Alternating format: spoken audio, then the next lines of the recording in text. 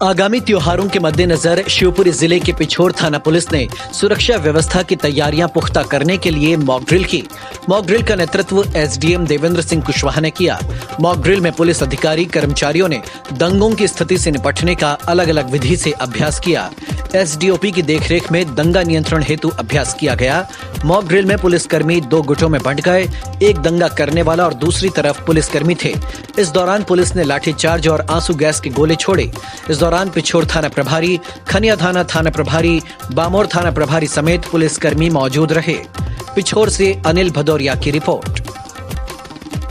हमारा रूटीन अभ्यास है, यहाँ काफ़ी समय से नहीं हुई थी, इसलिए हमारे औजार भी चेक हो जाते हैं। हथियार हमारा इस टाइप के है, चार डंडे, हेलमेट वगैरह दुरुस्त है नहीं है।